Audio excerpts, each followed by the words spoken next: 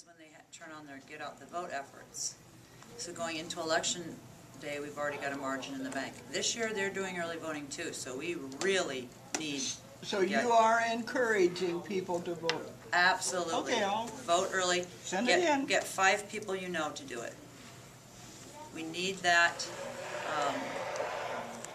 We need that advantage going into election day. It frees people up to work and to call and get others to the polls.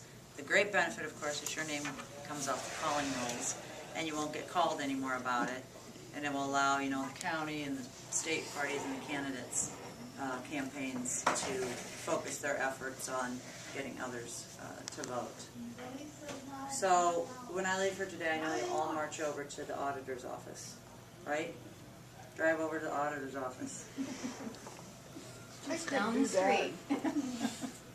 Cellulosic ethanol plant, where they're going to make ethanol from the byproducts of when they finish combining the corn. Shenandoah, they're working on making fuel from algae, common algae. So 4 years ago, and this was the centerpiece of Chet's goals for our state, and 4 years ago, we made about 5%. Iowa produced 5% of all of its energy from renewable sources. Right now, it's a hair under 20%. And he wants another term, because you know what his vision for Iowa is? That we will be an energy exporter. That we will produce more energy and renewable energy than our own needs, and we can sell it. And that would put us in the catbird seat.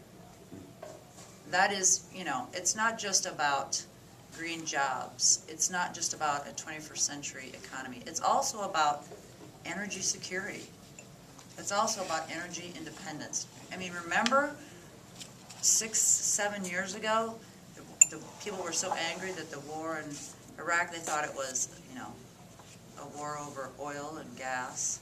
Remember when gas was over $4 a gallon? And we all discussed how we need to untether ourselves from foreign oil. Well, we're getting there. We're really getting there. And the preschool program has been a great success. Does anybody here have kids or grandkids in the 4-year-old voluntary preschool program?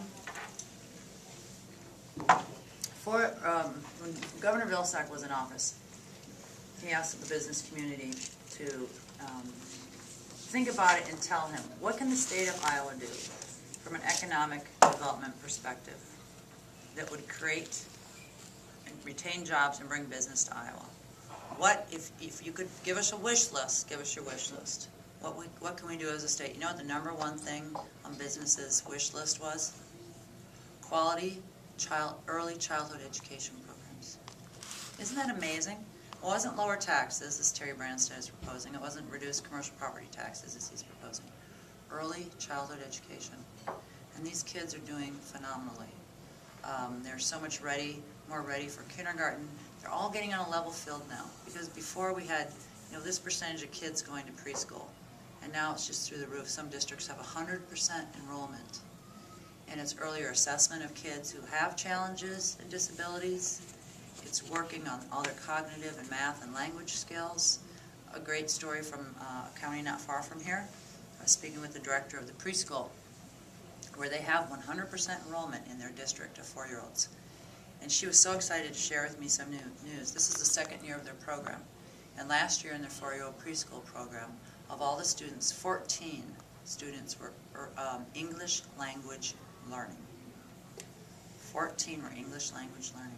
They've just completed those assessments of those children in the kindergarten program. 11 of those 14 are completely on grade level already. Isn't that phenomenal? 3 need help.